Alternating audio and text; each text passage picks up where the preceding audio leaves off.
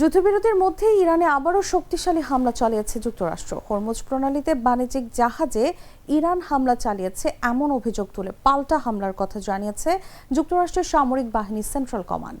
তবে এই হামলার ভয়াবহ জবাব দেওয়া হবে বলে হুঁশিয়ারি দিয়েছে তেহরানের সামরিক বাহিনী। ইরানের গণমাধ্যমগুলো বলছে, ইরানের বন্দর নগরী সিরিক, বন্দর আব্বাস ও কেশম দ্বীপে বেশ কয়েকটি বিস্ফোরণের শব্দ শোনা গেছে। তবে বিস্ফোরণের সুনির্দিষ্ট উৎসস্থল ও কারণ প্রাথমিকভাবে জানা যায়নি।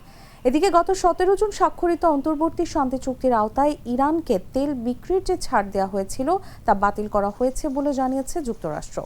এর আগে যুক্তরাষ্ট্র ইরানের যুদ্ধবিরতি কার্যকর থাকলেও মধ্যপ্রাচ্যের গুরুত্বপূর্ণ নৌপথ হরমুজ প্রণালীতে 24 ঘন্টার মধ্যে 3টি তেলবাহী জাহাজে হামলার ঘটনা ঘটেছে। মঙ্গলবার যুক্তরাজ্যের সামুদ্রিক নিরাপত্তা সংস্থা ইউকেএমটিও এই তথ্য জানায়। সংস্থাটি জানায়, সর্বশেষ একটি তেলবাহী জাহাজে অজ্ঞাত পরিচয়ের একটি ড্রোন আঘাত হানে। এতে জাহাজটির কাঠামোর সামান্য ক্ষতি হলেও কোনো হতাহত বা পরিবেশগত ক্ষয়ক্ষতি হয়নি। পরে জাহাজটি নির্ধারিত গন্তব্যের উদ্দেশ্যে যাত্রা অব্যাহত রাখে।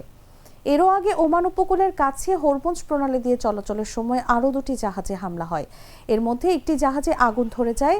ইউকেএমটিও জানায়, জাহাজটি হরমুজ প্রণালী পেরিয়ে ওমান উপসাগরের দিকে যাওয়ার সময় একটি ক্ষেপণাস্ত্র বা প্রজেক্টাইল জাহাজটির বাম পাশে আঘাত হানে।